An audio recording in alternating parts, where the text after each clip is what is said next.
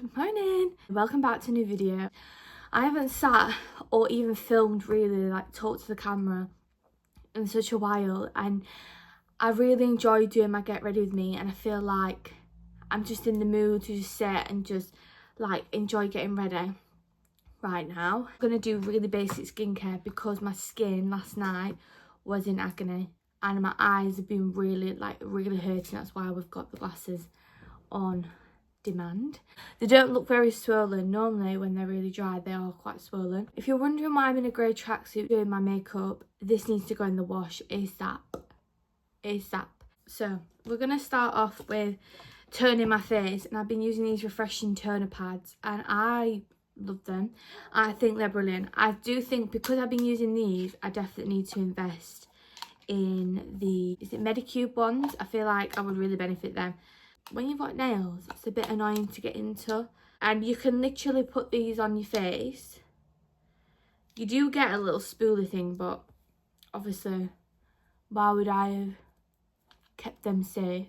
But the first thing that everyone was talking to me about was Wuthering Heights, which I felt like, why have I not spoken about this? I went to see Wuthering Heights on the day it came out, and as if you know me, I am a massive fan of Wuthering Heights.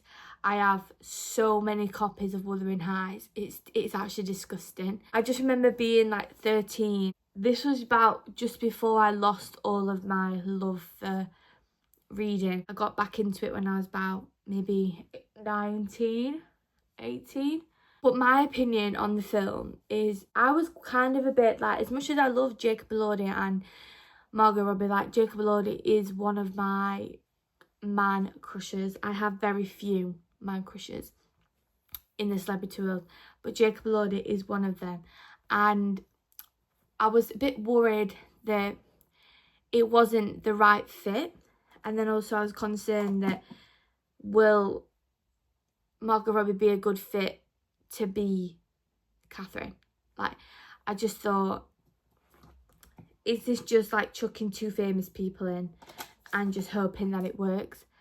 And oh my god, it worked. Margot Robbie gave like that giddy, excitable character that Catherine is, and I think that was just so important.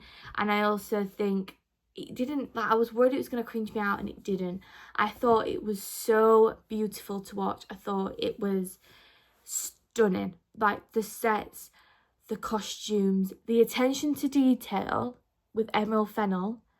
I just think she gets it, and I feel like she's on the same wavelength as me. Like, everything I would want in a film, like when she did Saltburn, that was me to a T. That was me all over. And I felt like the weird kid at school who liked all the bit like dingy, dark, kind of kooky stuff, it's coming back. It's all that sort of stuff. Like, I love a film or like a book or just anything with a deeper meaning, to feel like it's not just what you see, there's meaning behind it, there's substance to it. And I just love that about her films. Like, what I loved about Saltburn was that it was vintage 2000 IKEA furniture. So overall, I enjoyed Wuthering Heights. I thought it was very cleverly done, and like, to the people who don't like it, please, like, I understand if it's not like the original, completely understand the element to it, but it's an adaptation, and also it's moving with the times. Like, none of you would want, maybe 15-20% of like the viewers going to see Wuthering Heights would want to see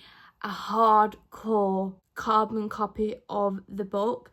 And I think for it to work and for it to be as popular as it is, and to get people to know the story, to understand it, I think it had to be done like that. I gotta spritz our face though, because I need all the hydration I can get. Then we're going to use this like a matching serum, and it's really nice actually. I'm not really that fussed on my serums. Maybe I should be, but I'm not really. I kind of just use any, and as long as they don't make my skin react, I am not fussed. I got a few questions about being in your 20s, like moving back home, and what life has been, how are we feeling. because it is so different. Like, everyone's on such different pages when they finish uni. I thought we'd all go home and just, you know, crack on, but it kind of humbles me every single time that I'm constantly thinking, why am I not doing this, why am I not doing that? And I've been like that since I've come home. And to be fair, during the last couple of months, I took a bit of a chill pill and realised it's not realistic what I'm wanting and what I'm expecting of myself, because I've not even been home for a year yet, and I've only just recently got a new job within journalism. And I don't know why in my head I thought I'd go home and then just suddenly whip up a job and then maybe be able to get a car and start saving. And no, it has just not looked like that at all. And for a lot of my other friends, it hasn't looked like that at all either. And I think we think because we're like a certain age, because we've been in uni, we come home, I think we just automatically expect that we have all these things, and it's just not realistic. By the way, I'm going to use my prescription moisturiser because your girl can't use anything else right now. So like when I came home in summer, I was fine. Like, I was working in retail, and I genuinely was like fine. Like, I didn't have any sort of pressure put on me from myself. Like, no one's put pressure on me. Like, my parents have been like the most supportive people, and they have done everything in their power. Like, I don't think they could do any more for me if they tried, and I don't even think they have done the most. Just hope that they know that. And then it got to September and everyone's starting to go back to work, and my retail job was really letting me down. Like, it was really getting to me. Like, it was making me really depressed. I was going to work, coming home, sleeping. I was finding it hard to interact with like people. I just didn't have the effort to go out and do anything. Wasn't going to the gym, wasn't looking after myself. And that was me being totally honest. So raw to say that, but that was me being honest. And so I quit. Oh, you need a job though still. And luckily I did bag a job by Christmas time, and obviously been working ever since.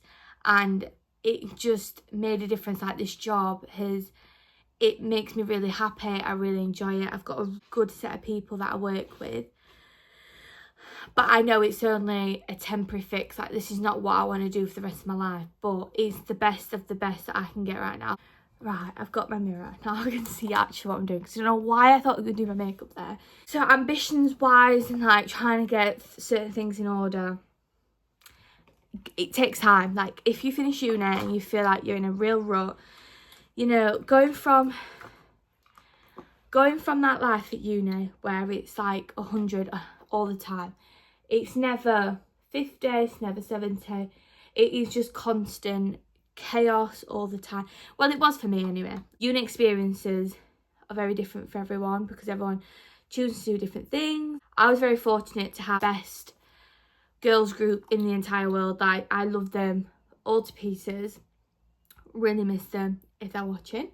I was involved in societies, I had work experience, I also had a job, so I had different outlets all the time. I was constantly, you know, making friends, and I was never really alone. Like, I suffered really bad with homesickness, something that I never thought would be a thing for me, because I was so, need to get out of here, need to get out of here. As soon as I got out of Sheffield, I was like, wow, I really miss my mum, and I really miss my dad and my brother. So that was something that was hard to get through, but, you know, looking back, I think I did a pretty good job. And I also, one of my things for like people going to uni is listen to your body, because if I needed to go home, I used to be like, no, I'm not making myself go, I'm not going. And actually that made me worse off. And I now to this day, like, if I don't want to do something, or if something don't feel right, or I need to just be at home and just stay, that's what I do. And that was like kind of the same thing, where if I need to go home for one night, I can go home. I haven't let anyone down. You need sometimes you do need your parents and you need your friends and you need, like, it is normal to feel like that. Like, as humans, we need connections and we rely on people for those connections. And it doesn't mean that you've got separation anxiety, that, you know, you've got anxious attachment. It's nothing like that. You can just miss to miss. I was like belittling myself because I had to go home because I needed to just sort my brain out a little bit. It's normal. It's fine. Like, you know what I mean? And I just wish I was a bit more kind to myself in that way. In home, always having my mum and dad here is just like one of the best things.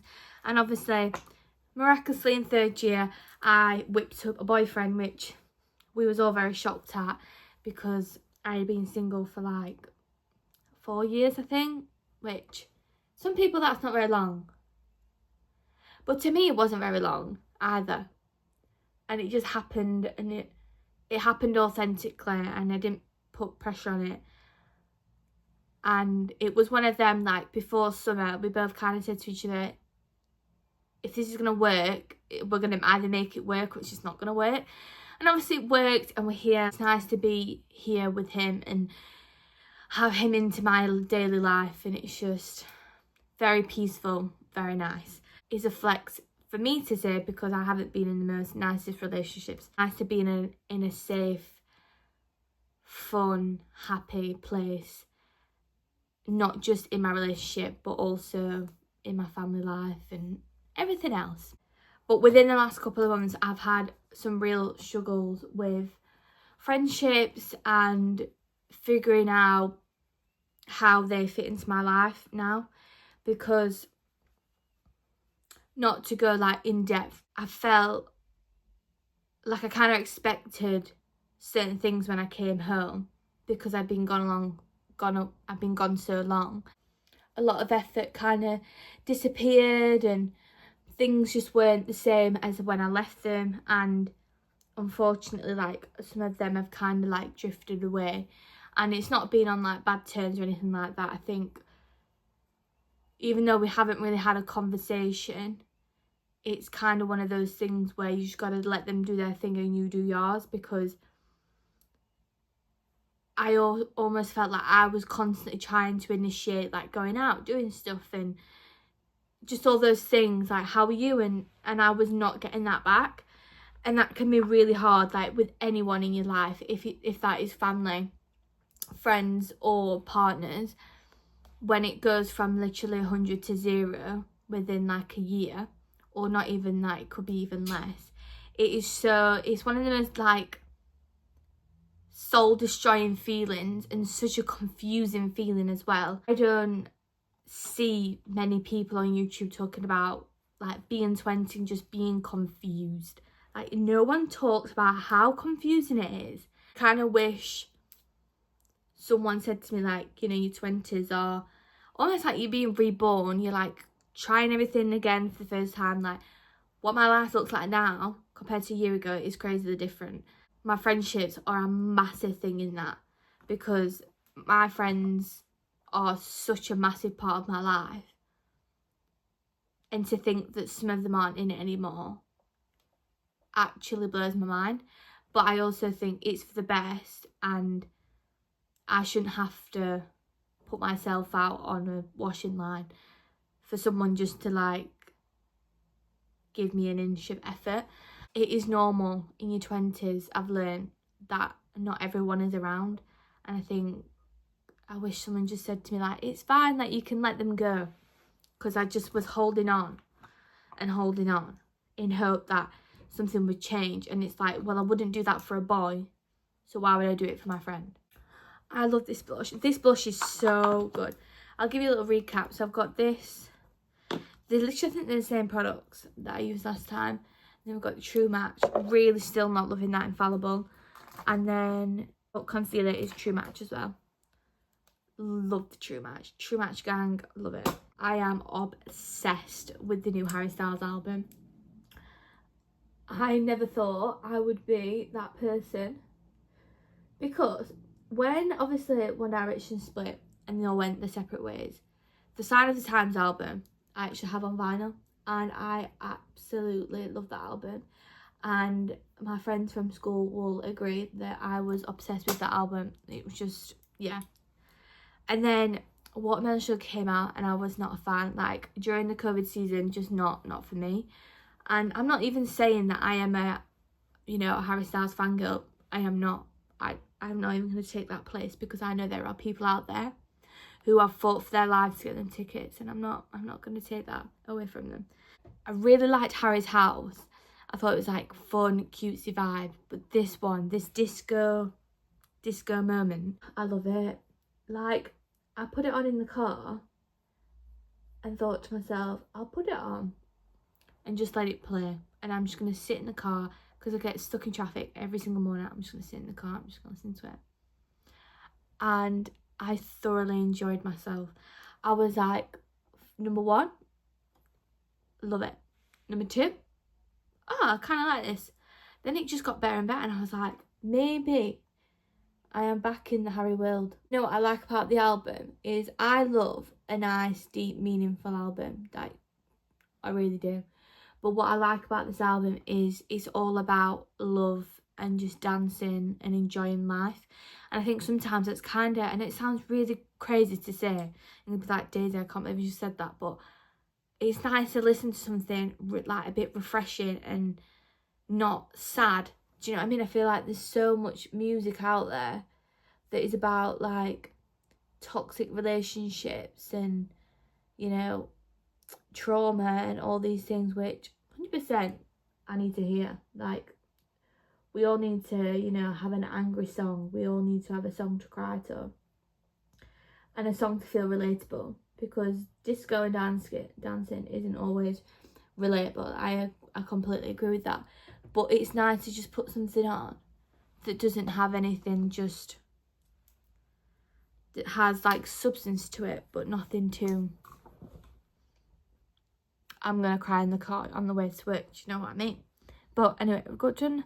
I just don't know. I feel like something's missing from my face. I need to put some lipstick on. I know that for a fact. But I don't even know where my lip liners have all gone. I had 4.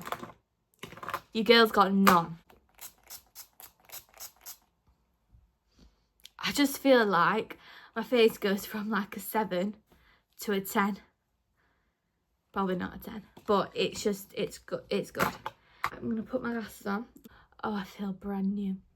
I don't like doing a full face of makeup and then putting glasses on, but I wanted to feel good, and I knew that I weren't going to be able to do that today with contact lenses.